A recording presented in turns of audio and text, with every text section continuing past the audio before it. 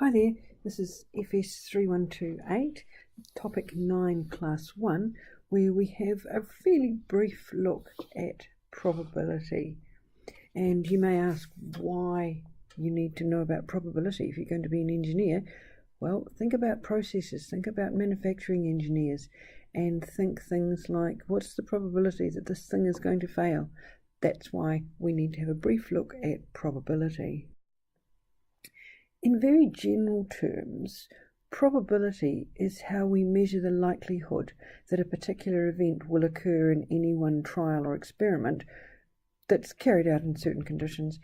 Every separate possible result from a trial is called an outcome. The ability to predict likely occurrences has obvious applications, for example in insurance matters, in industrial control, and in the effective use of resources. Now, both of those second two, industrial control and effective use of resources, are things that engineers need to be thinking about. The probability that a certain event A is denoted by PA.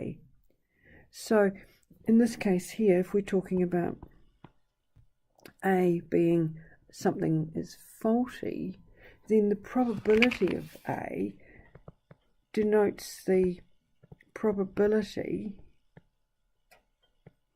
of picking a faulty component.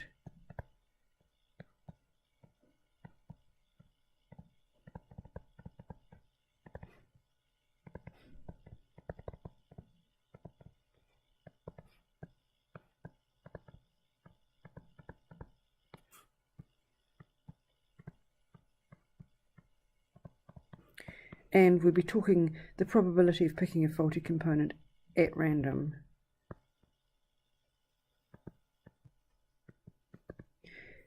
The probability of something happening must be greater than or equal to 0 and less than or equal to 1. So 1 is 100% and 0 is obviously 0. So the probability of A, so the probability of, say, something failing, got to be less than or equal to 1 and greater than or equal to 0. So you can't talk about the probability of a faulty component happening as being 5. It's got to be less than 1. So it could be 0.5 or 0.2, but it's got to be less than or equal to 1. A component is either faulty or it's not faulty. If it's faulty, then the same component cannot also be not faulty. So what we're saying here is that being faulty excludes being not faulty. And we're talking about here two events being complementary. So the two events can't both occur at the same time. However, if we start thinking about the probability of these two events, then the probability of the two events must be 1. So let's look at now not the probability of A, but the probability of basically not A. That's the probability of the complement of event A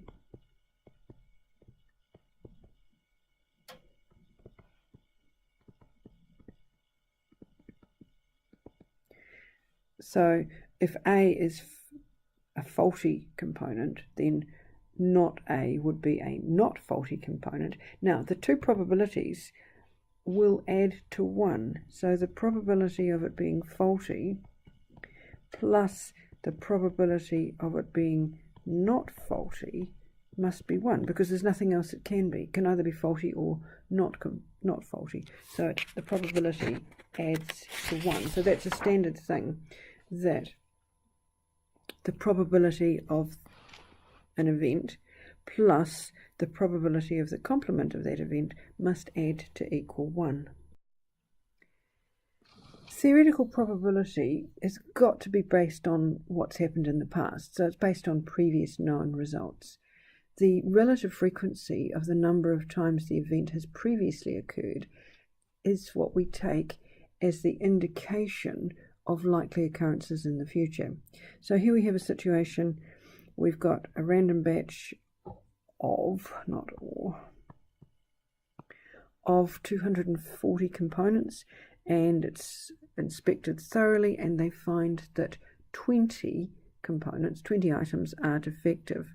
So going forward, we could say, well, if the event A is a faulty component, then the probability of A would be 20 out of 240, which is equal to a 12th.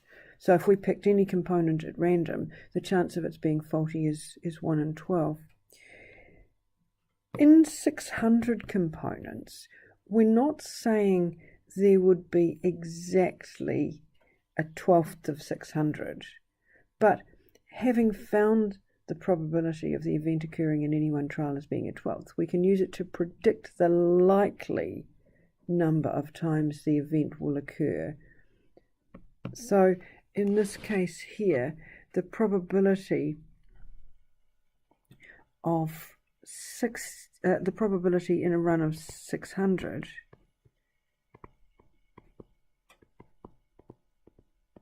then the probability of an item being faulty would be 600 times a 12th. So we'd look for 50. So we're not saying there'll be exactly 50, but it's the likely number of faulty ones.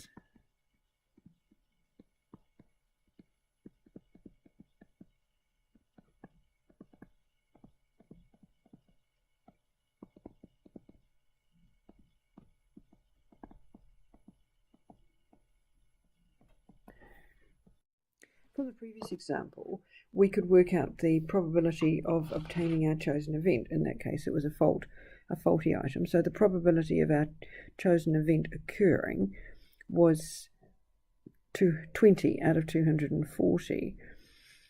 So here's a slightly different situation where we're working out the probability, and what we've got to do is work out the number of ways this thing that we're choosing to look at can occur and divide it by the total number of possibilities. So we've got a coin and we've got a dice, and we're saying what is the probability of obtaining an even score from the dice and a head in the same throw. Okay, so what we need to do is we need to look at, this is for this question here, we need to look at the possibilities. So we could throw 1 and a tail, 2 and a tail, 3 and a tail, 4 and a tail, 5 and a tail, 6 and a tail, and 1 and a head, 2 and a head, 3 and a head, 4 and a head, 5 and a head, 6 and a head. So there are how many ways? 1, 2, 3, 4, 5, 6, 7, 8, 9, 10, 11, 12. So the total number of possibilities is 12. And what we're looking for is the probability of obtaining an even score and a head. So let's find them an even score and a head. There's 1, 2, and 3. So there are 3 out of 12, or 1 out of 4. So the probability of obtaining an even score and a head is 1 out of 4. Okay, let's have a look at the second question, question B. 2 dice are thrown together and their scores are added together. What's the probability that the total score, and then we've got divisible by 2, more than 7, and divisible by 3. Okay, let's write out the possibilities first up. So we could have 1, 1, 1, 2, 1, 3, 1, 4, 1, 5, 1, 6. Then we could have 2, 1, 2, 2, 2, 3, 2, 4, 2, 5, 2, 6. 3, 1, 3, 2, 3, 3, 3, 4, 3, 5, 3, 6. Where are we up to? 4, 1, 4, 2, 4, 3, 4, 4, 4, 5, 4, 6, 5, 1, 5, 2, 5, 3, 5, 4, 5, 5, 5, 6, 6, 1, 6, 2, 6, 3, 6, 4, 6, 5, and 6, 6. So those are all the possibilities. So there are 36 of those, so there are 36 possibilities.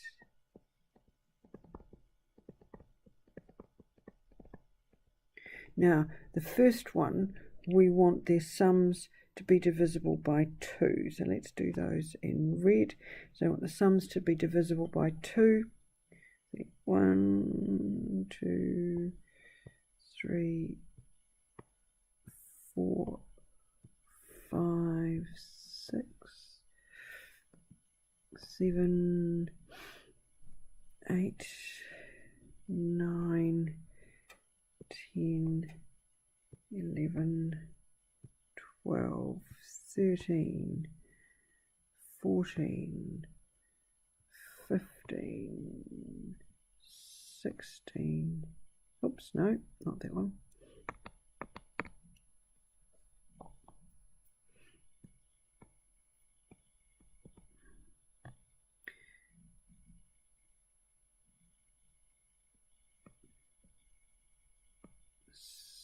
16, 17, 18. So for the first question, divisible by 2, there are 18 out of 36, which we could just write as 1 out of 2. So the probability that the total score will be divisible by 2 is 18 out of 36. Okay, let's change numbers now. This time we want the sum, the total score will be more than 7. So we're going to do this in purple. So more than 7, so it would have to be 1, 2, 3, 4, 5, 6, 7, 8, 9, 10, 11, oops, not that one, 11, 12, 13, 14, 15, 16. So somewhere I've made a mistake because there should only be 15. 4 and 4, 4 and 5, 4 and 6, 5 and 3, 6 and 1, so I'm not counting that one. There must be 15, I'm pretty sure there's only 15. And similarly, if we were to count up the number with the sums divisible by 3, so we're going to look at the sum divisible by, it's not a very good colour, by 3, there would be 12 of those out of 36, so 1 out of 3.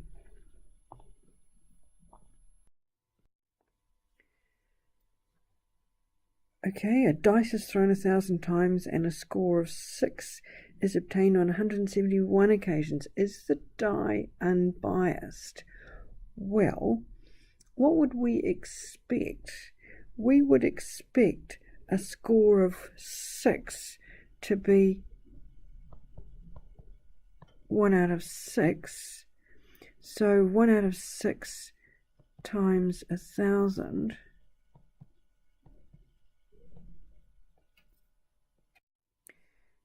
Well, okay, that's not very difficult to work out. That's, say, even rounded, that's 167 that we would be expecting. So if we've got 171, it would seem that the dice is throwing a few more sixes than it should. Okay. The next question says it's known from past records that 8% of the items are defective. Determine the probability that any one item is defective. So let's say A equals defective. So that's our event. So the probability that A is occurring would be 8 out of 100, which is 2 out of 25. What's the probability then of it being acceptable? So that must be the probability of not defective, which must be 92 out of 100, or 23 out of 25. Now, using those, the question then says find the number of acceptable items that are likely to be found in a sample batch of 4,500. So the acceptable, the probability of being acceptable is 23 out of 25. So we'd multiply, how many have we got? 4,500 times 23 out of 25, and we'd find that we would expect 4,140 to be acceptable.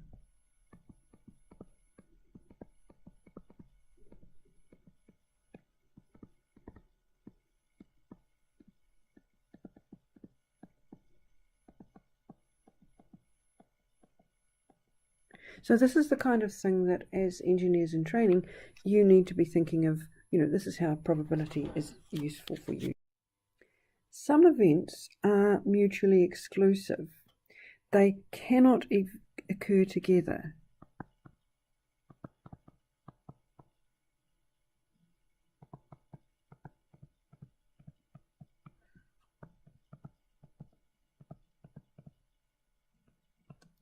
In rolling a die, the event of throwing a 6 and the event of throwing a 5 can't occur at the same time. If you're drawing a card from a pack of cards, the event of drawing an ace and drawing a king can't occur at the same trial. So mutually non-exclusive events are events that can occur simultaneously.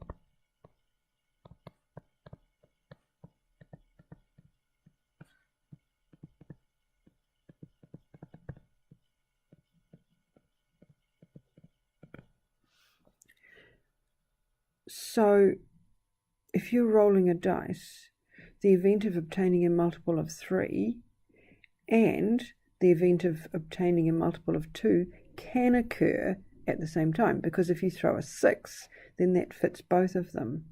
Also, the event of drawing a black card and that of drawing a queen can occur together, because if you draw the Queen of Clubs, you've drawn a black card and a queen at the same time. Or you could actually draw a black, you could draw the Queen of Spades, because again that's a black card and a queen card. Let's have a look at some examples. If we've got A is drawing an ace and B is drawing a black card, then they are non-exclusive because they can occur at the same time.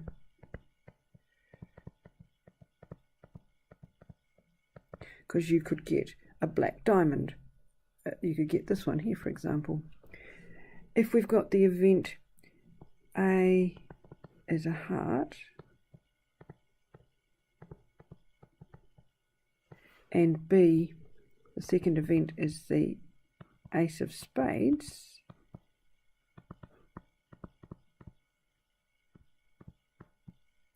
that must be exclusive, because if you're drawing one card, it can't be both a heart and the ace of spades. If our event is a red card,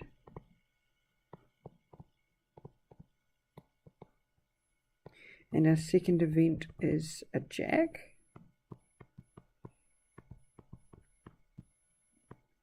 then they are non-exclusive, because you can draw a red card that is also a jack.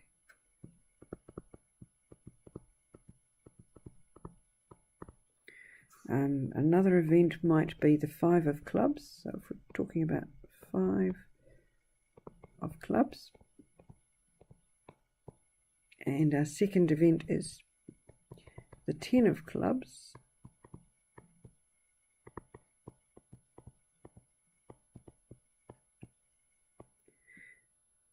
then they are exclusive. They can't occur together in the one draw.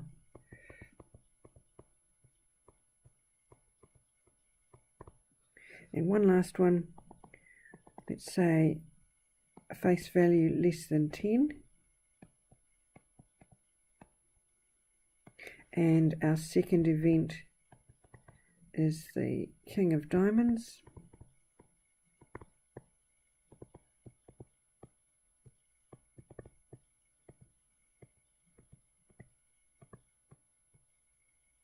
they're exclusive. You can't draw a card less than 10 that is also the King of Diamonds.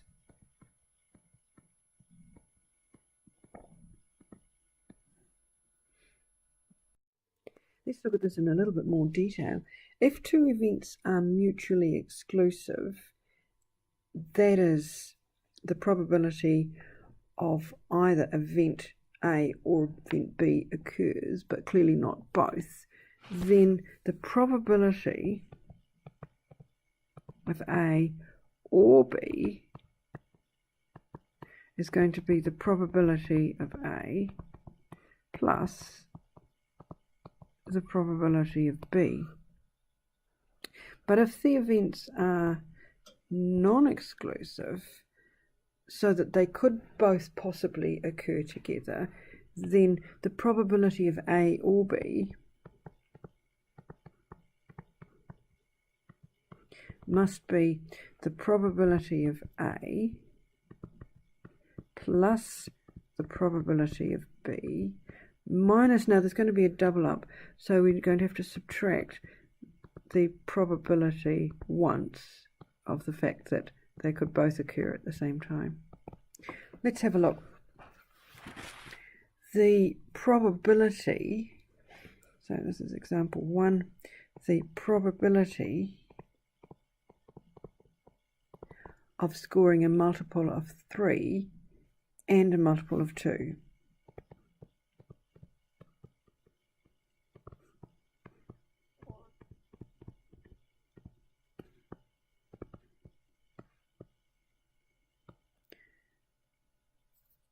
Now we want or. Probability of scoring a multiple of 3 or a multiple of 2 on a single throw of a dice. Okay, so the probability of scoring a 3, a multiple of 3,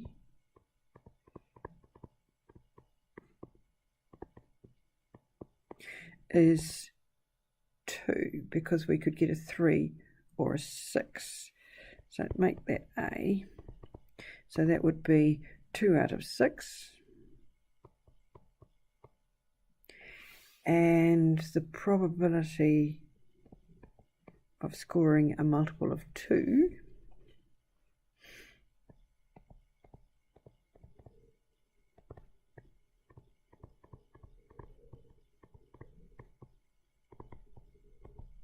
and we'll call that B. So we could get a 2 or a 4 or a 6, so that's 3 out of 6. So then the probability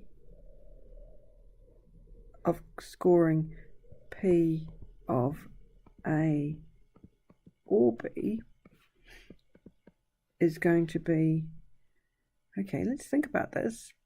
It would be 2 over 6 plus 3 over 6. But if we've got A, the events of A would be 3 and 6. And the events of B would be 2, 4, and 6. So the 6 is actually occurring twice. So we really need to take off 1/6. So if we do all that, that would be 2/3. We'll have a look in class at the probability of drawing an ace or drawing a 7. So we'll have a look at that one in class, and we'll also have a look at the probability of drawing a king or a red card. So we'll look at those two in class. We can also talk about events being independent, and two events are independent if the occurrence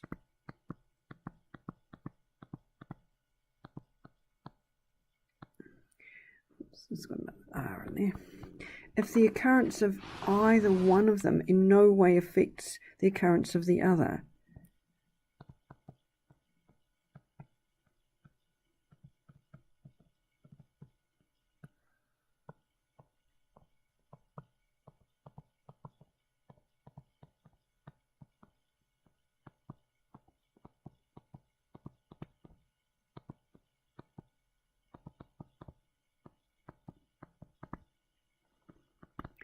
So, for example, if you're throwing a dice, twice, the score that you get on the second throw is no way affected by the score that you threw on the first throw. So we'd say that the two scores are independent, and clearly they are dependent if the occurrence of one event is dependent upon the occurrence of the other. So if two events are independent, so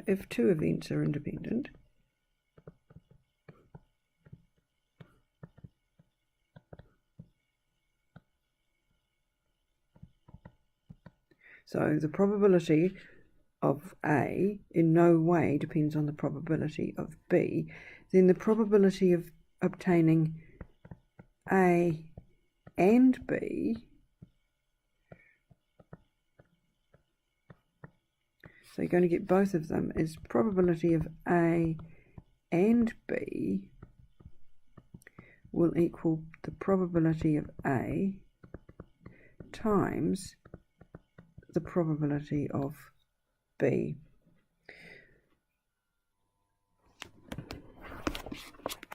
So if we're drawing an ace, so the probability of drawing an ace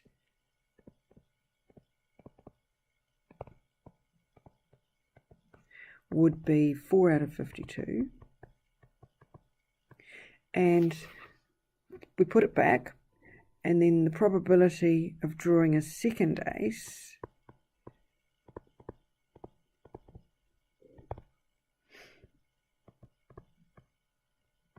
now we put the first ace back, so the probability of drawing an ace on the second throw is also going to be 4 out of 52. So the probability of drawing an ace and an ace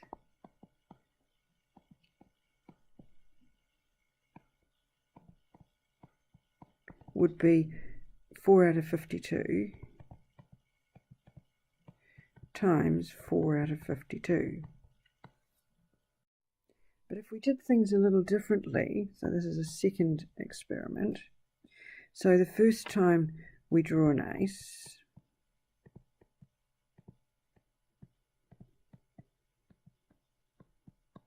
it would be 4 out of 52.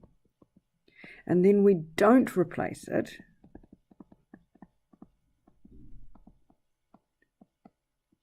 Then the probability on our second throw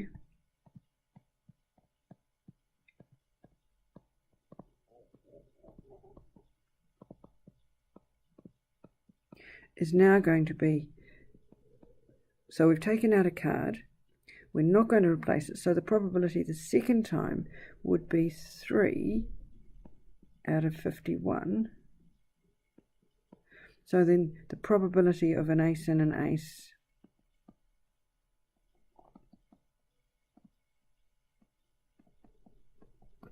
would be 4 out of 52 times 3 out of 51. So we need to think about what's happening. In the second example here, we've drawn an ace, we're not putting it back. The probability of drawing a second ace, there are only 3 aces left and there's only 51 cards left. So the probability of drawing a second ace is 3 out of 51 if we're not putting it back. You just have to be a little bit careful about what we're doing.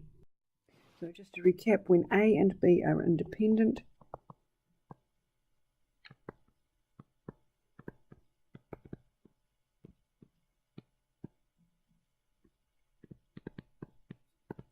then the probability of A and B is the probability of A times the probability of B. For example, the probability of, if A is throwing a 6,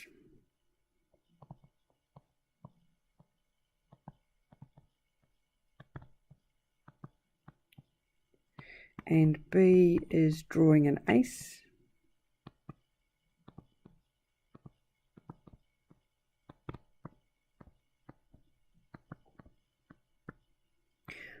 what's the probability of rolling a dice, getting a 6 and drawing an ace? Clearly they're independent events, so this we need to look at the probability of A and B. Okay, the probability of throwing a 6 is a 6th. The probability of drawing an ace is 4 out of 52. So the total probability, the probability of throwing a 6 and drawing an ace, is 1 out of 78.